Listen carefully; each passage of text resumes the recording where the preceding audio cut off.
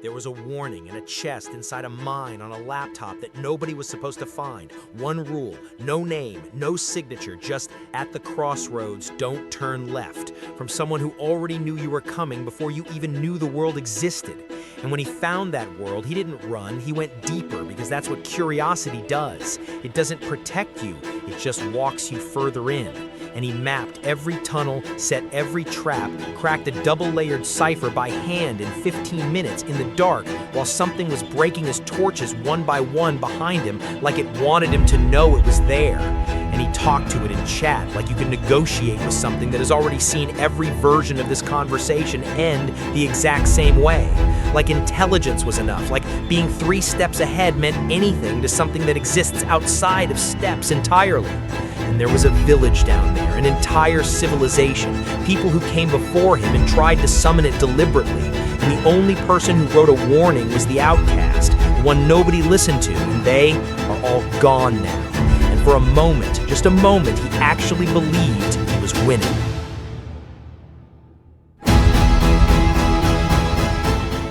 Before we get into the story itself, you need to understand what kind of thing you're watching, because it's not a normal YouTube video, and it's not a normal game. This is an ARG, an alternate reality game created by YouTuber WIfies, built inside Minecraft, where the goal is to blur the line between what's real and what's fiction so completely that the audience genuinely feels like they're watching something that actually happened. WIfies himself acts as the narrator and investigator, as if he just stumbled upon this mystery. The clever trick here is that WIfies is secretly the creator of the entire ARG. He built the puzzles, designed the world, wrote all the books, but he presents himself on camera as just a curious person trying to figure out what happened, including pretending he can't solve ciphers that he himself wrote. That layer of deception is intentional, and it makes the whole thing feel disturbingly real. WIfies planned this video because he wanted to test his storytelling method and make a mystery video. It took 4 months to produce. The result broke the internet. The original inspiration comes from a real piece of literature. The King in Yellow is an enigmatic, otherworldly entity whose initial inspiration is drawn from Robert W. Chambers' 1895 work, but the version in WIfies' story more closely resembles the interpretation influenced by H.P. Lovecraft, a cosmic being of impossible scale who terrifies anyone who encounters it and provides a glimpse into all knowledge upon being observed. Now here's the crucial thing to understand before anything else. There are 2 main characters, and you need to know who they are. Avery, full username Avery Large Mayo, is a normal, slightly reckless Minecraft player who runs a YouTube channel. He's the person we follow in real time. He's curious, he's a little too brave for his own good, and he has no idea what he's walking into. D3rlord3, pronounced D3rlord, real name Derek, is the other character, the one whose story we pieced together through recordings and notes he left behind. His Minecraft skin is a Spartan in gold armor, a sharp, angular helmet, chest plate, shoulder plates, knee plates, and armored gloves, with black clothing underneath and a large, dark red cloth slung over his left shoulder. He is, without exaggeration, one of the most intelligent fictional Minecraft players ever written. The story begins with something mundane. Avery is sitting at his laptop playing Minecraft in a normal single-player world, except the laptop isn't exactly his. At some point, Avery obtained a laptop that had previously belonged to D3rlord3 and began using it as his personal laptop. While playing Minecraft on D3rlord3's world, he stumbled across D3rlord3's mine a few hundred blocks away from his base. Inside that mine, Avery finds a chest. Inside the chest is a book, and the book contains a message that Avery definitely did not write. The book contains vague warnings of a lurking being and one clear, repeated instruction. At the crossroads, don't turn left. That's it. No explanation, no name, just a warning and a rule. Most people would close the game. Avery does not close the game. Instead, he starts digging deeper into the world, following the mine, looking for answers, trying to figure out who left this message and why. And to understand where this rabbit hole leads, we have to go back to where it actually started, September 1st, 2025, when D3rlord3 first entered this world.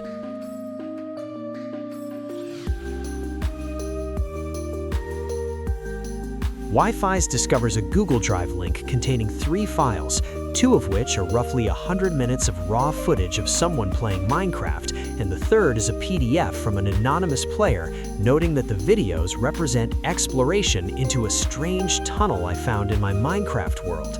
The footage that follows is D3rlord3's entire experience, start to finish. On September 1st, 2025, D3rlord3 began exploring the world and mined into a cave whilst creating a strip mine, only to discover unusual world generation, large patches of moss and unusually shaped trees growing in places they simply should not exist. In normal Minecraft, underground caves don't have forests, they don't have ecosystems. Something is wrong with this world at a fundamental level.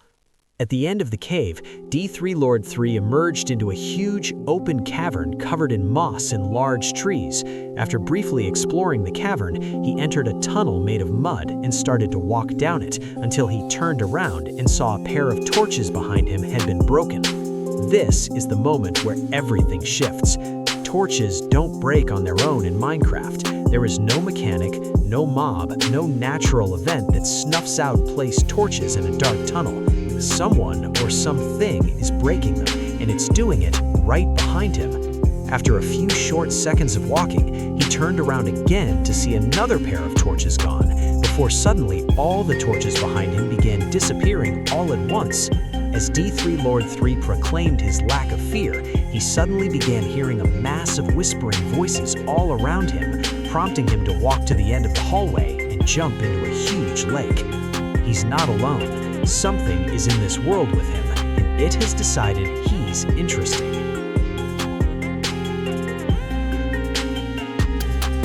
Here's what makes D3rlord3 genuinely extraordinary as a character. He doesn't panic, he thinks.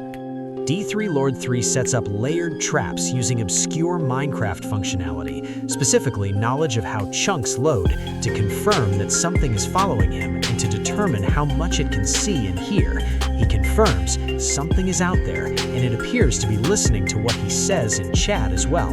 He then starts writing messages in chat addressed not to the audience, but to the thing following him, knowing it can read them. D3rlord3 even prepares a second backup trap in the form of a grass and dirt block, and his backup plan succeeds flawlessly without the King in Yellow ever knowing about it. He is 3 steps ahead at all times, which makes what happens to him later feel all the more devastating. Then he finds something carved in the cave walls, a block of text in cipher. In the raw footage, he pauses here for over 15 minutes, commenting, "This isn't trivial," before solving the puzzle and complimenting his unseen follower. "Got it, good poem, but cipher stacking is pretty bad practice, you know." He just cracked a double-layered cipher by hand with pen and paper in 15 minutes in the middle of a horror situation, and then casually criticized the technique. The fandom almost unanimously compared him to Light Yagami from the Note Gnome the moment this scene dropped. The decoded poem reads, "Beneath the sky of melting gold, ancient echoes of a shepherd's mold, an old decay if left one goes, is unseen truth all but foe." We'll come back to what that means. Through a gate, D3rlord discovered a huge abandoned village that seemed to belong to some kind of civilization. This is one of the most chilling reveals in the whole story, because it means people were here before him. An entire society existed in this impossible underground world, and they are completely gone. Off in the distance, D3rlord spotted an abandoned house isolated from the rest of the village, containing a book written by an outcast and a quill that appeared to catalog the villagers' attempt to summon a king before warning the reader to turn back and delete the world. Read that again. Someone in this civilization tried to bring the King in Yellow here deliberately. Not accidentally, not as a victim.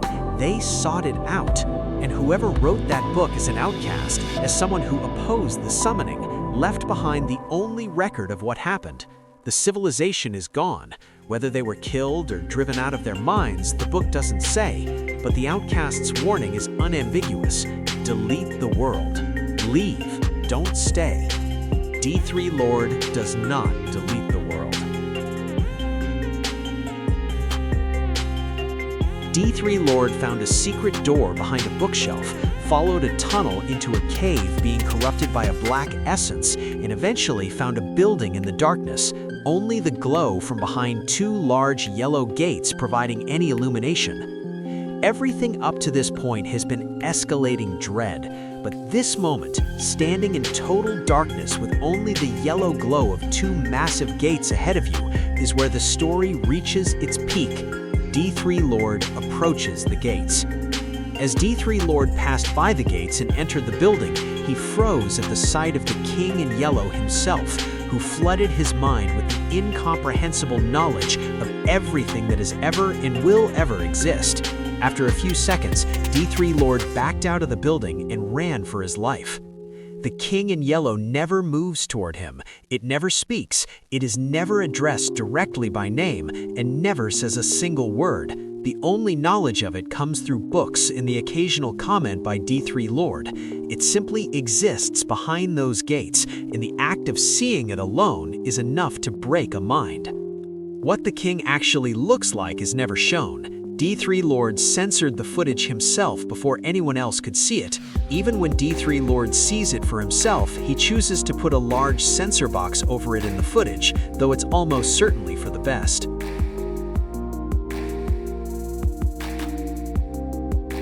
This is the part that recontextualizes everything. Back at the starting room, D3rlord, now knowing the future, wrote a warning message addressed to Avery by name, encoded in cipher, telling him not to turn left at the crossroads. He placed it in a chest and logged off.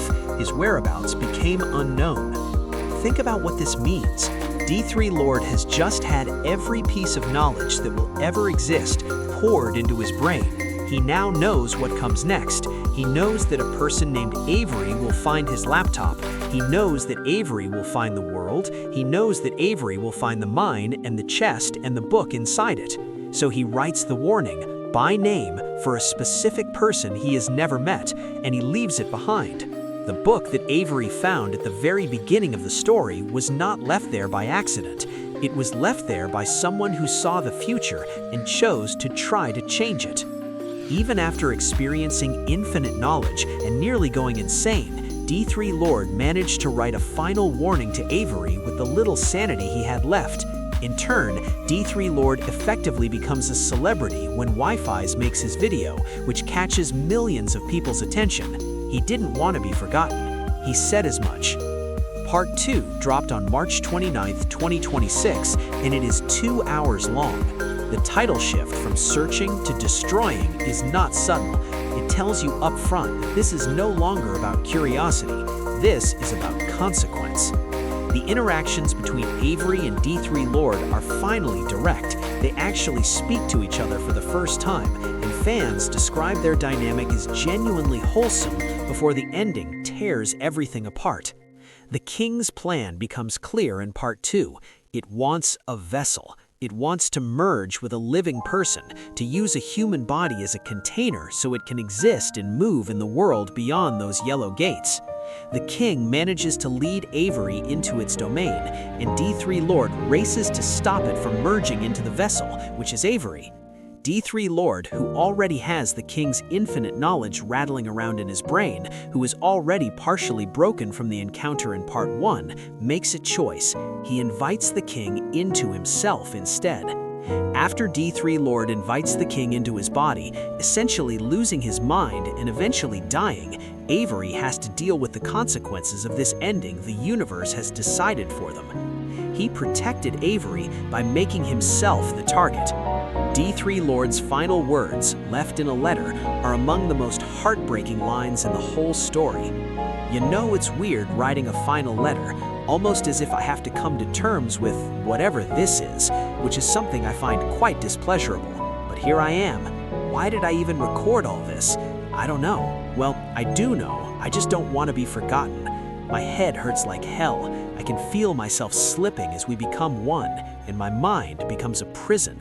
What a true shame it is. Avery stares at the regular old Minecraft death screen, one without a respawn button. It only taunts him, "You died." Somewhere in Avery's town, his savior is falling to pieces.